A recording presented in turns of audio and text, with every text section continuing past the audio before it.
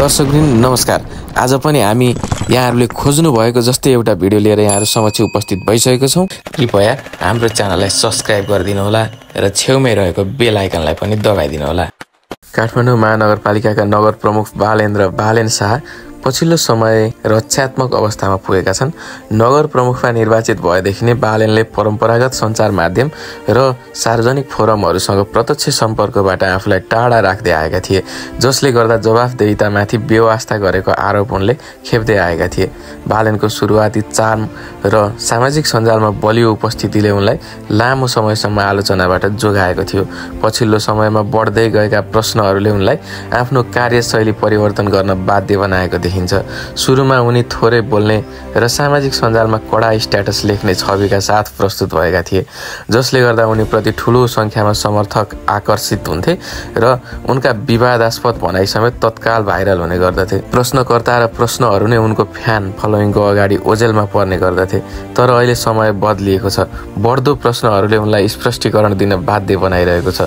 पछिल्लो समय नगर प्रमुख बालेनले सामाजिक सञ्जालमा व्यक्त गर्ने विषयमा समेत परिवर्तन गरेका छन्। भदौ 23 र 24 गते भएको जेनजी आन्दोलन पछि बिहिबार बिहानसम्म उनले महानगरपालिकाले गरेका कामको बारेमा 10 वटा स्ट्याटस पोस्ट गरिसकेका छन्। यी स्ट्याटसमा उनले फोटो र भिडियो प्रशस्त राखेर स्थानीय तहहरूलाई एम्बुलेन्स दिने, कानुन परिवर्तन गरेर विद्यार्थीलाई छात्रवृत्ति दिएको, सडकमा हाइमास्ट लाइट जडान गरेको, स्मार्ट कक्षा कोठा बनाउने योजना, एमबुद्ध स्केटबोर्ड पार्क निर्माणको जानकारी, पद्मोदय स्कुलको सटर हटाएको जानकारी, महिला फुटबल ग्राउन्ड निर्माण गरिरहेको, 1300 वर्ष पुरानो महाकाल पुनर्निर्माण कार्य सुरु गरेको, विपद क्षति न्यूनीकरणका लागि गरेको प्रयास र डेङ्गु नियन्त्रणमा महानगरले गरिरहेको कामको भिडियो राखेका छन्। यसअघि नगर प्रमुख बालेनले महानगरपालिकाबाट भएका कामको विवरण सामाजिक सञ्जालमा फाट्टफुट्ट मात्रै राख्ने गरेका थिए। राजनीतिक दलका नेताहरूलाई गाली गरेको, संघीय सरकारले असहयोग गरेको गुनासोलाई आक्रामक रूपमा उनले आफ्नो सामाजिक सञ्जाल मार्फत सार्वजनिक गर्दै आएका थिए। अहिले उनी महानगरपालिकाले गर्न खोजेको र गरिरहेको कामबारे विस्तृत चर्चा गरिरहेका छन्, जुन उनको बढ्दो रक्षात्मक कार्यशैलीको सङ्केत हो। बालेनलाई एउटा महत्त्वपूर्ण विषयमा सार्वजनिक रूपमै स्पष्टीकरण दिनु परेको छ। यो सिंहदरबार आग लागेको घटना र त्यसमा महानगरको भूमिका। 2080 भदौ 16 मा बालेनले सामाजिक सञ्जाल मार्फत सरकारलाई चोर भन्दै आक्रोश पोखेर सिंहदरबारमा आगो लगाइदिने चेतावनी दिएका थिए। उनको यो भनाइले तत्कालीन समयमा निकै चर्चा पाएको थियो। पछि उनकी श्रीमती सबिना काफले प्रसव पीडाका कारण सरकारी गाडी लिएर अस्पताल जान लाग्दा प्रहरीले तनाव दिएको भन्दै सचिवालयले स्पष्ट पारेको थियो। विवाद बढेपछि बालेनले भोलिपल्टै त्यो स्ट्याटस हटाएका थिए। अहिले सिंहदरबार जल्दा महानगरको दमकल ढिलो पुगेको भन्दै उनको त्यो पुरानो स्ट्याटसको चर्चा पुनः सुरु भयो। उनलाई नै समर्थन गरेकाहरू र उनका आलोचकहरूले सिंहदरबार जल्दा महानगरको दमकल नजानुलाई शङ्कास्पद रूपमा लिन थाले। एक त बालेनले कुनै समय सिंहदरबार जलाउँछु भन्ने अभिव्यक्ति दिनु र दमकल पनि समयमा नपुग्नु संयोग हो वा नियोजित हो भन्ने कोणबाट बहस हुन थाल्यो, जसले गर्दा बालेनले स्पष्टीकरण नै दिनु परेको थियो। यसपछि उनले सामाजिक सञ्जाल मार्फत आन्दोलनकारीको अवरोधका कारण सिंहदरबार जल्दा महानगरको दमकल जान नसकेको बताए। उनले घटनामा आफू र महानगरको भूमिका विवादित बनाउने अभिव्यक्तिहरूको स्पष्टीकरण दिँदै भनेका छन्, सिंहदरबार जले लगत्तै दमकल जाने प्रयास गरे तापनि आन्दोलनकारीको अवरोधको कारणले गर्दा दमकल जान सकेको थिएन। बालेनले नेपाली सेनाको दमकल सिंहदरबार भित्रै हुँदा पनि निभाउने प्रयास गर्न नसकेको र भिडले दमकललाई काम गर्न नदिएको दावी गरे। भिड अलि शान्त हुने बित्तिकै 24 गते साँझ 8:15 भित्रै काठमाडौँ महानगरको दमकल त्यहाँ पुगेको उनको भनाइ छ। उनले सिंहदरबार जलाउँदा काठमाडौँ महानगरको दमकल कहाँ गयो भन्ने प्रश्न निराधार भएको बताएका छन्।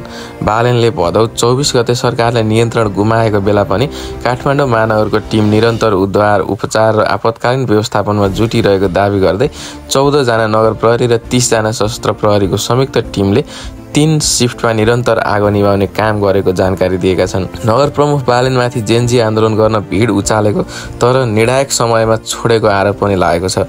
उनले जेनजी आन्दोलनलाई समर्थन मात्रै गरेनन्।